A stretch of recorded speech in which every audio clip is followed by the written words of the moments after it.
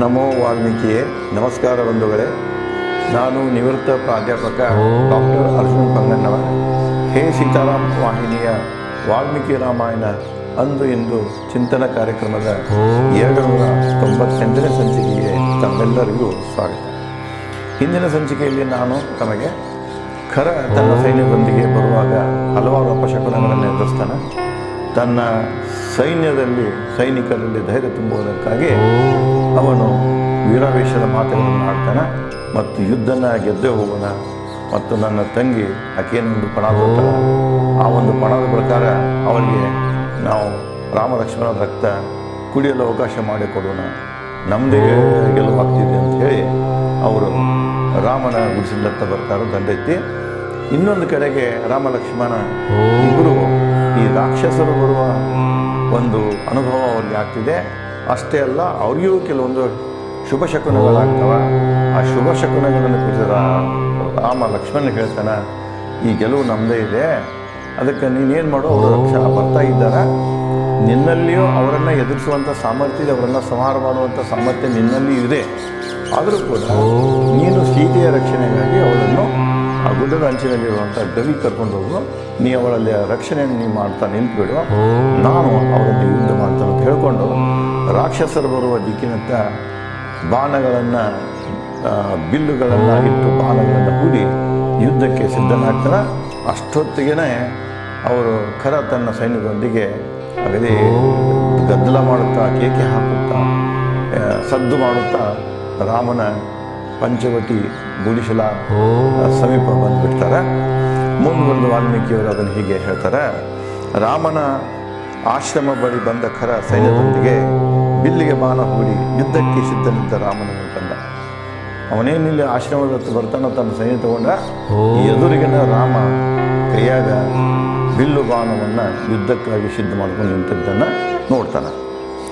ಖರ ಬಿಲ್ಲಿಗೆ ಬಾಣ ಹೂಡಿ ಸಾರಥಿಗೆ ನೋಡಿದ ರಥವನ್ನು ರಾಮನ ಎದುರು ನಿಲ್ಲಿಸು. ರಾಮ ಮೊದಲನೇ ನಮ್ಮನ್ನು ಯುದ್ಧಕ್ಕಾಗಿ ಸ್ವಾಗತ ಮಾಡಿ ನಿಂತಾನೆ, ಸಜ್ಜಾಗ ನಿಂತಾನೆ ಯುದ್ಧಕ್ಕೆ.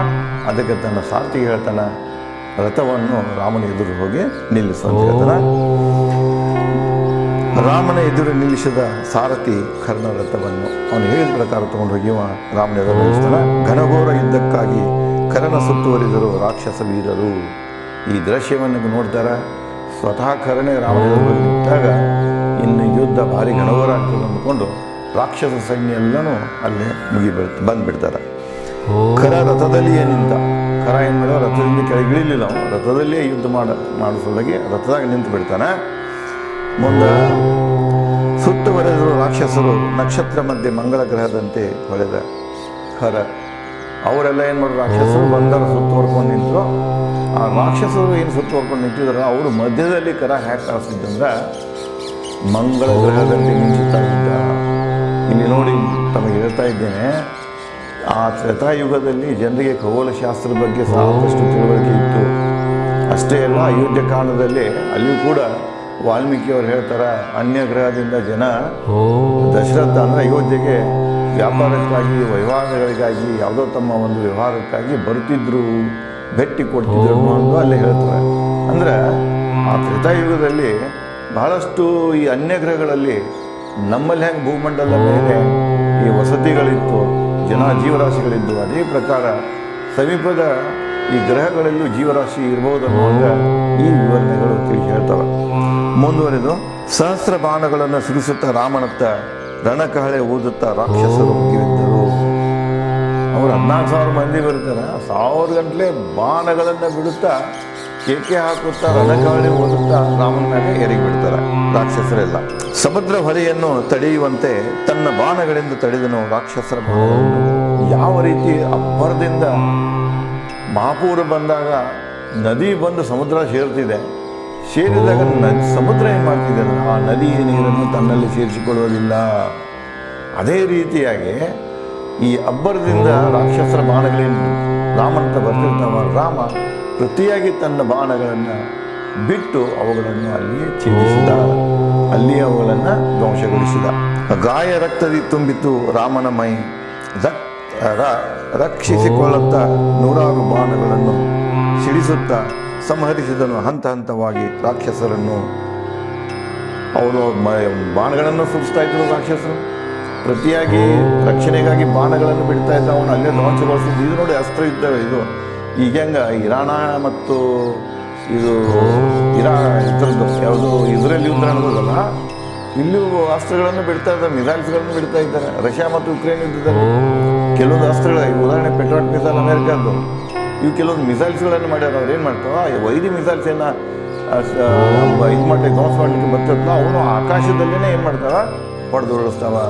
ಯಾವ 70 ಕಿಲೋಮೀಟರ್ದಲ್ಲಿ ಹೊಡೆದುಳಿಸುವಂಥ ಸಾಮರ್ಥ್ಯ ಹೊಂದ್ಯಾವ, ಯಾವ 100 ಕಿಲೋಮೀಟರ್, ಹೀಗೆ ಪ್ರತಿಯೊಂದು ರಾಷ್ಟ್ರನೂ ಇವತ್ತು ಈ ಏರ್ ಡಿಫೆನ್ಸ್ ಸಿಸ್ಟಮನ್ನು ಹೊಂದಿದೆ.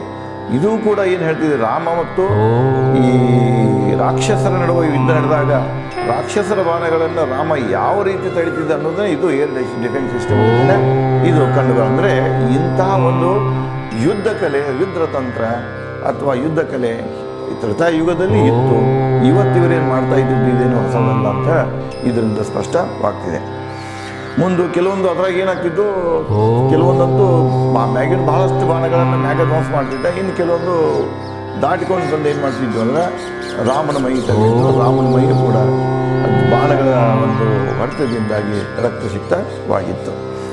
ಹಾಗೆ ಅದೇ ರೀತಿಯಾಗಿ ಅವೇನು ಮಾಡ್ತಿದ್ದ, ತನ್ನ ಬಾಣಗಳನ್ನು ಬಿಡುತ್ತಾ ರಕ್ಷಣೆ ಮಾಡಿಕೊಳ್ಳುತ್ತಾ ಹಂತ ಹಂತವಾಗಿ ಹಲವಾರು ಸಹಸ್ರ ಅಂದರೆ 100 ಗಂಟಲೆ ರಾಕ್ಷಸರನ್ನು ಸಂಹಾರ ಮಾಡ್ತಾ ನಿಂತಿದ್ದ. ಗಂಧರ್ವ ಅಸ್ತ್ರ ಸಿಡಿಸಿ ರಾಮ ಸಂಹರಿಸಿದನು ರಾಕ್ಷಸರನ್ನು. ರಾಮನ ಪ್ರಕೋಪಕ್ಕೆ ಹೆದರಿ ಉಳಿದ ರಾಕ್ಷಸರು ಕರ್ಣ ಬೆನ್ನು ಬಿದ್ದರು ತಮ್ಮ ಜೀವ ರಕ್ಷಣೆಗೆ. ಅದೇ ವೇಳೆದಾಗ ಗಂಧರ್ವ ಅಸ್ತ್ರಗಳನ್ನು ಬಿಟ್ಟ ಸಿಡಿಸಿ ರಾಮ ಏನು ಮಾಡಿದಂದ್ರೆ ಸಾವಿರಾರು ಸಂಖ್ಯೆಯಲ್ಲಿ ರಾಕ್ಷಸರನ್ನು ಕೊಲ್ತಾನ. ಆ ದೃಶ್ಯವನ್ನು ನೋಡಿ ರಾಕ್ಷಸರಲ್ಲಿ ಭಯ ಹುಟ್ಟಿದೆ. ಹೆದರಿಕೊಂಡು ಅವರು ತಮ್ಮ ರಕ್ಷಣೆಗಾಗಿ ತಮ್ಮ ರಾಜನಾದ ಕರ್ಣ ಹಿಂದೆ ಬಂದ ನಿಲ್ತಾರೆ. ಅವನಿಗೆ ಅಂದ್ರೆ ರಕ್ಷಣೆಗೆ ಅವನನ್ನ ಬೀಳ್ತಾರೆ. ಎತ್ತ ನೋಡಿದರೂ ರಾಕ್ಷಸ ಹೆಣರಾಶಿ, ಅವುಗಳ ಮಧ್ಯೆ ರಾಮ ರುದ್ರನಂತೆ ಕಂಡ. ಎಲ್ಲಿ ನೋಡ್ತೀರ ಅಲ್ಲೆಲ್ಲ ಏನಿರ್ತಪ್ಪ ಅಂದ್ರೆ ರಾಕ್ಷಸರ ಸತ್ತ ಹೆಣಗಳ ರಾಶಿನ ಇದ್ದು, ರಾಕ್ಷಸರ ಹೆಣಗಳ ರಾಶಿನ ನೋಡ್ತಾ ಇದ್ದ. ಅದರ ಮಧ್ಯೆ ಇವು ರುದ್ರನಂತೆ ಕಾಣ್ತಿದ್ದ. ಶಿವನ ಅವತಾರ, ರುದ್ರಾವತಾರ ಇದನ್ನ ಹಂಗ ಮಹಾ ಇದನ್ನು ಪರಾಕ್ರಮಿ ರುದ್ರನಂತೆ ಅವ ಕಾಣಿಸ್ತಾ ಇದ್ದ ರಾಮ. ಮುಂದುವರೆದು ಏಕಕಾಲಕ್ಕೆ 100,000 ಬಾಣಗಳನ್ನು ಬಿಡುವ ರಾಮನ ಬಿಲ್ಲು ಅಸ್ತ್ರ ಕಾಡಗಿಚ್ಚಿನಂತೆ ರಾಕ್ಷಸರನ್ನು ದೆರೆಗುಳಿಸಿತು, ಭೀತಿ ಹುಟ್ಟಿಸಿತು. ರಾಮ ಅವನಲ್ಲಿ ಇಂತಹ ಬಿಲ್ಲುಗಳಿದ್ದಲ್ಲ, ಏಕಕಾಲಕ್ಕೆ 10, 20, 100,000 ಗಂಟಲೆ ಬಾಣಗಳನ್ನು ಸಿಡಿಸುವಂಥ ಬಿಲ್ಲಿತ್ತು. ಅಂದ್ರೆ ಅಸ್ತ್ರ ಇತ್ತು ಅವ್ರ ಕಡೆಗೆ, ಬಿಲ್ಲಿನ ಅಸ್ತ್ರ ಇತ್ತು. ಇದರಿಂದ ಅವೇನು ಮಾಡ್ತಿದ್ದಂದ್ರೆ ಈ ರಾಕ್ಷಸರ ವಧೆ ಮಾಡಿ ಅವರ ಹೆಣ ರಾಶಿಯನ್ನೇ ಹಾಕ್ತಾ ಇದ್ದ. ರಾಮನ ಬಿಭತ್ಸ ರೂಪ ಕಂಡು ದೂಷಣ ಯಮನಂತೆ ರಾಮನ ಎದುರು ಬಂದು ನೋಡಿದವ. ರಾಕ್ಷಸರಂದು ಕೊಂಡ ಇವ ರಾಶಿ ಹಾಕ್ತಾ ಇದ್ದಾನೆ, ಹೆಣದ ರಾಶಿ, ಮತ್ತು ರಾಕ್ಷಸರು ಎದುರ್ತಾ ಇದ್ದಾರೆ. ಇನ್ನು ಇದಕ್ಕೆ ನಾನೇ ಅದಕ್ಕೆ ರಕ್ಷಣೆಗೆ ಹೋಗ್ಬೇಕಂತೇಳಿ ದೂಷಣ, ಈ ಕರ್ಣ ತಮ್ಮ ಮುಖ್ಯ ಸೇನಾಧಿಪತಿ ಏನಿದಲ್ಲ ಅವನೇ ರಾಮನೊಂದಿಗೆ ಯುದ್ಧ ಮಾಡಲಿಕ್ಕೆ ರಾಮನ ಎದುರು ಬರ್ತಾನೆ.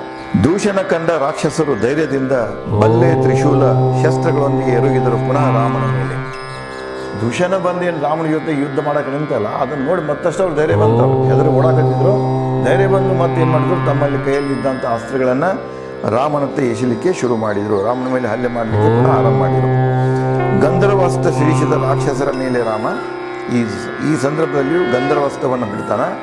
ಬಾಣಿನ ಮಳೆಯನ್ನು ಮುಂದುವರಿಸಿದ ರಾಮ. ಕತ್ತಲ ಕವಿಯಿತು ರಣರಂಗ. ರಾಮನ ಬಾಣಾಸ್ತ್ರಗಳಿಂದ ರಾಕ್ಷಸರ ಹೆಣಗಳು ಉರುಳಿದವು ರಾಶಿ ರಾಶಿ. ಇದೇ ಇದ್ರಾಗನ ತನ್ನಲ್ಲಿರುವಂಥ ಪ್ರಬಲ ಅಸ್ತ್ರಗಳನ್ನು ಬಿಟ್ಟು ರಾಕ್ಷಸರನ್ನು ಸಂಹಾರ ಮಾಡ್ತಾ ಹೊಂಟ. ರಾಮ ನಿರಂತರ ಬಾಣ ಬಿಡ್ತಾ ಇದ್ದ, ತನ್ನ ರಕ್ಷಣೆ ಮಾಡಿಕೊಳ್ತಾ ಇದ್ದ. ರಾಮನ ಬಾಣಿಗೆ ಸಹಸ್ರ ಸಂಖ್ಯೆಯಲ್ಲಿ, ಶತಸಹಸ್ರ ಸಂಖ್ಯೆಯಲ್ಲಿ ರಾಕ್ಷಸರು ಶವವಾಗಿ ಧರೆಗೆ ಉರುಳ್ತಾ ಇದ್ದರು. ಅವುಗಳ ರಾಶಿ ಬೆಳೀತಾ ಹೊಂಟಿತ್ತು. ಕೈ ಕಾಲು ತಲೆ ಅಂಗಗಳನ್ನು ಕಳೆದುಕೊಂಡ ರಾಕ್ಷಸರ ಕಿರುಚಾಟ, ಆನೆ ಕುದುರೆ ರಥಗಳು ದಿಕ್ಕೆಟ್ಟು ಓಡುವ ದೃಶ್ಯ ಎಲ್ಲೆಡೆ. ಎಲ್ಲ ಕಡೆ ಎಲ್ಲಿ ನೋಡ್ತೀಯ ಅಲ್ಲೆಲ್ಲ ಏನಾಗ್ತಾ ಇತ್ತು ಅಂದರೆ ಯುದ್ಧದ ಭಯಾನಕ ದೃಶ್ಯ ಇತ್ತು. ಕುದುರೆ ಆನೆಗಳು ಸಹಿತ ಓಡ್ತಾ ಇದ್ದು. ಮತ್ತು ಕೆಲವೊಂದು ಮಂದಿ ಅಂತೂ ಗಾಯಗೊಂಡು ಕೈ ಕಾಲು ಕಳ್ಕೊಂಡು ಕಿರ್ಸ್ತಾ ಇದ್ರು. ಯುದ್ಧದಿಂದ ಹಿಂದೆ ಸರಿದರು ಬದುಕುಳಿದ ರಾಕ್ಷಸರು. ಕೆಲವೊಂದು ರಾಕ್ಷಸರು ಏನು ಮಾಡಕತ್ತಾರಂದ್ರೆ ಯುದ್ಧದಿಂದ ದೂರ ಸರ ಓಡಿ ಹೋಗಕತ್ರ ರಣಭೂಮಿ ಬಿಟ್ಟು ರಾಮನ ಕೊಲ್ಲಲು ಬಂದ ರಾಕ್ಷಸರು ಹತರಾದರು. ಯಾರು ರಾಮನ ಕೊಲ್ಲಕ್ಕೆ ಬಂದಿರಲ್ಲ, ಕೆಲವು ಮಂದಿ ಸತ್ತು ಹೋದ್ರು, ಇನ್ನು ಕೆಲವು ಮಂದಿ ಹೆದರಿ ಓಡಾಕರು. ರಣರಂಗದಲ್ಲಿ ರಾಕ್ಷಸರ ಹೀನಾಯ ಸುಳ್ಳು ಕಂಡು ದುಶನ ಕಲಿಸಿದ ಯುದ್ಧಕ್ಕೆ ವಿಶೇಷ ಯುದ್ಧ ಕಲೆ ನಿಪುಣ 5,000 ರಾಕ್ಷಸರು. ನೋಡಿ ನೀವು, ಒಂದು 5,000 ರಾಕ್ಷಸರು ತುಕಡಿ ಇತ್ತು, ಯುದ್ಧದಾಗ ನಿಪುಣರಿದ್ದರು. ಅವರನ್ನು ರಾಮನೊಂದಿಗೆ ಯುದ್ಧ ಮಾಡಲಿಕ್ಕೆ ಕಳಿಸ್ತಾನೆ. ರಾಮನ ಮೇಲೆ ಸುರಿಸಿದರು ರಾಕ್ಷಸರು ಬಲ್ಲೆ ಖಡ್ಗ ಬಾಣಗಳ ಮಳೆ. ಛೇದಿಸಿದ ರಾಮ ಬಿಲ್ಲು ಅಸ್ತ್ರದಿ ಬಾಣಗಳ ಮಿಂಚೆ ಹಾಯಿಸಿ ಅವರು ಬಾಣ ಏನು ಅಸ್ತ್ರಗಳದ ಅವರು ರಾಮನ ಮ್ಯಾಗ ಪ್ರಯೋಗ ಮಾಡಿದರು. ರಾಮ ಅವುಗಳನ್ನು ಅಲ್ಲೇ ಆಕಾಶದಲ್ಲಿ ಭೇದಿಸಿದ ಮತ್ತು ಅವರನ್ನು ಹೊಡೆದೋಡ್ಸಾಕತ್ತ. ರಾಮನ ಹತ್ಯೆಗೈಯಲು ದುಶನ ನೇರ ಯುದ್ಧಕ್ಕೆ ಇಳಿದ. ಇದನ್ನು ನೋಡಿದ, ಇನ್ನು ಇವರಿಗೂ ರಾಮನ ಶೋಧಲ್ಲ, ನಾನೇ ನೇರವಾಗಿ ಯುದ್ಧ ಮಾಡಬೇಕಂತೇಳಿ ತಾನೇ ನೇರವಾಗಿ ಯುದ್ಧಕ್ಕೆ ಬರ್ತಾನೆ. ರಾಮನನ್ನು ಗುರಿಯಾಗಿಟ್ಟು 4 ಬಾಣಗಳನ್ನು ಬಿಟ್ಟ. ದುಶನನ ಬಾಣಗಳನ್ನು ಭೇದಿಸಿ ಅವನ ಸಾರಥಿ ರಥದ 4 ಕುದುರೆಗಳನ್ನು ಹೊಡೆದ. ಪ್ರತಿಯಾಗಿ ರಾಮ ಅವನ 4 ಬಾಣಗಳನ್ನು ರಾಮನನ್ನು ಬಿಡ್ತಾನೆ. ರಾಮ ಪ್ರತಿಯಾಗಿ ಬಾಣಗಳನ್ನು ಬಿಟ್ಟ ಏನು ಮಾಡ್ತಾನಂದ್ರೆ ಅವನ ಸಾರಥಿ ವಧೆ ಮಾಡ್ತಾನೆ. ಅವನ ರಥ ಮುರಿದು ಹೋಗ್ತದೆ, ಕುದುರೆಗಳು ದಿಕ್ಕಾಪಾಲಕ್ಕೆ ಹೋಗ್ತಾವೆ. ಬುಸುಗುಡುತ್ತಾ ದೂಷಣ ರಾಮನ ಮೇಲೆ ಎರಗಿದ. ಇದನ್ನೇನು ನೋಡಿದ, ಬೆಟ್ಟ ತಿಂದ ಹಾವಿನಗತ್ತೆ ಬುಸ್ ಹೆಂಗೆ ಹೇಳ್ತದಲ್ಲ ಆ ರೀತಿಯಾಗಿ ದುಶನ ರಾಮನ ಮೇಲೆ ಎರಗುತ್ತಾನೆ. 2 ಬಾಣಗಳನ್ನು ಬಿಟ್ಟು ರಾಮ ಅವನ 2 ತೋಳುಗಳನ್ನು ಕತ್ತರಿಸಿದ. ಅವ ಏನು ಇವನಾಗಿ ಎರಗಕ್ಕೆ ಬರಲಿಲ್ಲ, ತನ್ನ 2 ಬಾಣ ಬಿಟ್ಟು ಅವನ 2 ತೋಳುಗಳನ್ನು 2 ಕೈಗಳನ್ನು ಕತ್ತರಿಸಿದ.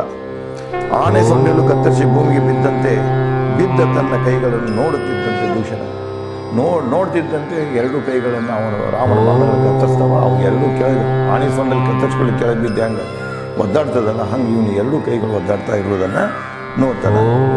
ಈ ದೃಶ್ಯ ಕಂಡು ದೂಷಣನ ರಕ್ಷಕ ರಾಮನು ಇನ್ನೊಂದು ಬಾಣದೇತಿಗೆ ಪರ್ವತದಂತೆ ಕುಸಿದು ಬಿದ್ದ ಪ್ರಾಣ ಕಳೆದುಕೊಂಡ ದೂಷಣ.